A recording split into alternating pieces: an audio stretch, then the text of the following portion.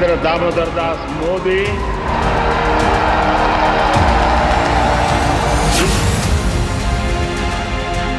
NDA की सरकार बन गई, मोदी तीसरी बार प्रधानमंत्री बन गए, लेकिन 2 सवालों का जवाब आना अभी भी बाकी है।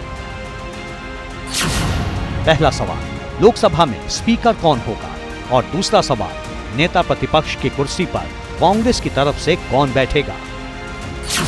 ये दोनों सवाल इस वजह से अहम हैं क्योंकि तीसरी बार मोदी सरकार का स्वरूप बदला हुआ है। बीजेपी के पास अकेले दम पर बहुमत नहीं है और जो भी फैसला होगा उसमें नीतीश नायडू जैसे सहयोगियों की भूमिका अहम होगी। सूत्र बता रहे हैं कि स्पीकर के पेच को सुलझाने की जिम्मेदारी रक्षा मंत्री राजनाथ सिंह को सौंपी गई है। तय तो यहां तक हो चुका है कि स्पीकर बीजेपी का ही होगा और डिप्टी स्पीकर की कुर्सी किसी सहयोगी को दी जा सकती है। कल श्री राजनाथ सिंह जी ने इसी प्रश्न को लेकर के जो सभी घटक दल हैं एनडीए के, उनकी बैठक बुलाई थी। हम लोगों के बीच में सर्वसम्मति बन रही है। जहां तक जनता दल यू का प्रश्न है, वो किसी पद का दावेदार नहीं है।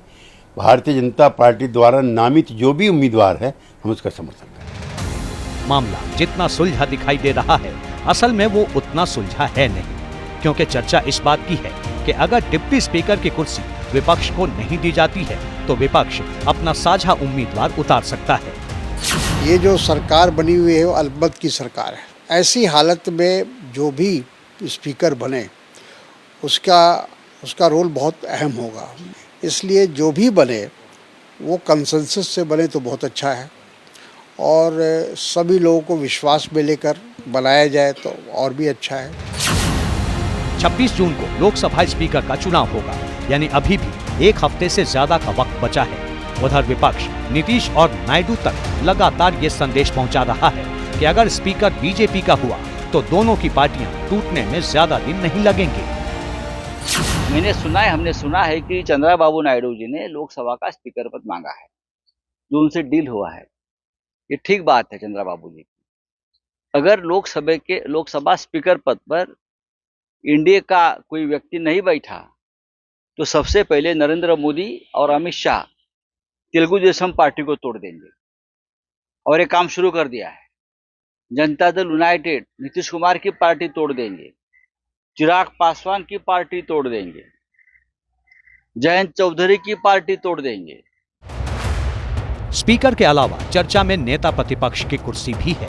इसी को लेकर कांग्रेस अध्यक्ष मल्लिकार्जुन खड़गे के घर शाम को बैठक हुई। सूत्र बताते हैं कि इस बैठक में नेता विपक्ष और स्पीकर जैसे मुद्दों पर चर्चा हुई। उधर कांग्रेस के भीतर एक सवाल अभी भी जिंदा है कि राहुल गांधी वायनाड छोड़ेंगे या रायबरेली।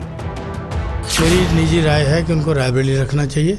उनके पिताजी वहाँ लड़े, उनकी माताजी वहाँ पे लड़ी। फिर राहुल जी पूरे हिंदुस्तान से लड़ सकते हैं, तो लोकतंत्र में सीट तो एक ही रख सकता है ना आदमी। सवाल कई हैं और हो सकता है बहुत जल्द इन सवालों का जवाब भी मिल जाए, क्योंकि आज नहीं तो कल राहुल गांधी और मल्लिकार्जुन खड़गे को इन सवालों का जवाब देना ही है।